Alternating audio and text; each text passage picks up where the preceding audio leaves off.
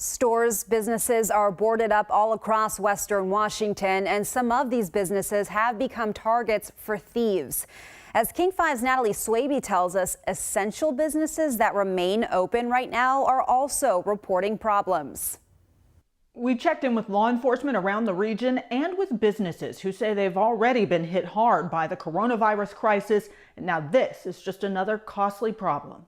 Towards the bottom of your screen, you can see two people peering through a window, followed by the sound of glass breaking, then a blurry figure pedaling away. So it's just kind of frustrating. We have so many things that are going on, that laying off employees and, trying to do our best by the neighborhood and all that kind of stuff. And to have some person come and just, assault us is just kind of a big bummer. Steve Donahue owns Recycled Cycles in Seattle, an essential business ready to make bike repairs and sales, but business has slowed down so much he's had to lay off half of his staff. Now this break-in is just another burden and a familiar frustration in recent weeks. At this Shell station in the Magnolia neighborhood, someone pried open a vending machine. At Compass Housing Alliance in Seattle, thieves loaded up a cart full of donated food and hygiene products meant for homeless and low-income people.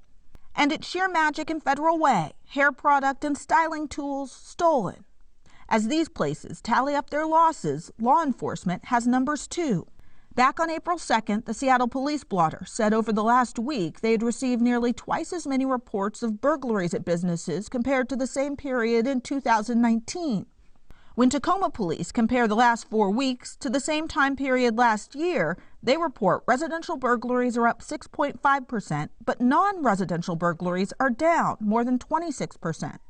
And Snohomish County Sheriff's Office had 22 burglaries in March. The agency says that's on par with previous years. Back at this bike shop. So we're doing about, 20% of what we would normally do on a beautiful spring day like this. A vulnerable time has businesses spreading the warning to others to be extra vigilant. Seattle police say they've been actively working burglary investigations, and they've also been sharing security and safety information with the business community. In Seattle, Natalie Swaby, King 5 News. Take a look at these numbers. For the first time in a month, the Dow closed above 23,000, and across Wall Street, it was a positive day, as you can see. We'll be watching the markets close tomorrow as another jobless claims report is released. For the third week in a row, new claims are expected to be in the millions. Well, today, Starbucks announced a drop in sales, and it's blamed on the coronavirus outbreak. The decline started in mid-March, but then plummeted when stores shifted to drive-through and delivery only. In just the last week, sales dropped as much as 70% at some stores. Do you feel like you've been overcharged because of the coronavirus outbreak? Well, it's illegal, and state investigators want your help to track down the offenders. King 5's Drew Mickelson reports tonight. He talked with the Attorney General about what they found and also how you can help. They went from impossible to find to hard to find, but items like masks and hand sanitizer are still valuable. But at what price? $9 for a bottle? What about $4 for top ramen? So in one case, for example, it was sort of that classic case you're reading about where someone is selling a very small bottle of hand sanitizer at a markup of literally 600%. That is illegal, says Washington Attorney General Bob Ferguson. He says his office has had more than 500 complaints alleging coronavirus-related price gouging since February, and they want help identifying more examples.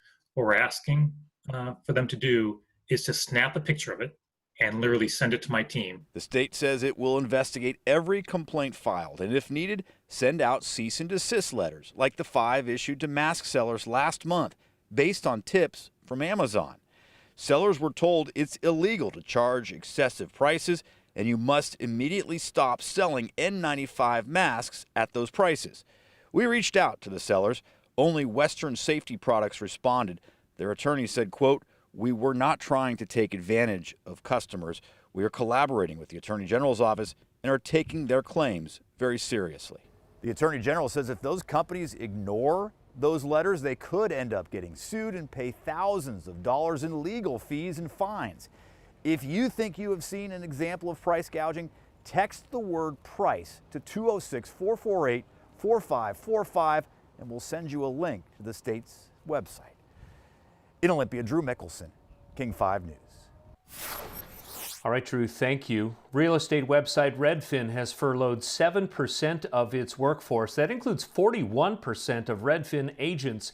The CEO says the majority of them will be on furlough until September 1st and that they will have a transition bonus and health care benefits through the summer. Canadian Prime Minister Justin Trudeau said he is ending his self-imposed home isolation. Trudeau announced that he would attend a cabinet meeting in person today. He was isolated for weeks after his wife tested positive for coronavirus. In fact, Sophie Trudeau announced last month that she recovered from the virus, but the Prime Minister stayed home on the advice of his health officials. The news about the PM reminds us how indiscriminate this disease is. Nearly everyone will know someone who's been affected. British Prime Minister Boris Johnson has been hospitalized for 4 days with coronavirus. Right now, he's the only world leader hospitalized with the virus, and doctors say his condition is improving, but he remains in the ICU. No word yet on when he might return to Downing Street. Well, here's what's coming up. Waiting on those federal stimulus checks. Some accounts could see cash as soon as tomorrow. We'll break that down. Plus, major developments today in the race for the White House. We get reaction from Bernie Sanders' big announcement. Plus, in need of a friend. Shelters are seeing skyrocketing demand for furry quarantine buddies. Plus, getting supplies doesn't mean you have to leave home during the pandemic. A look at all of your grocery shopping options coming up.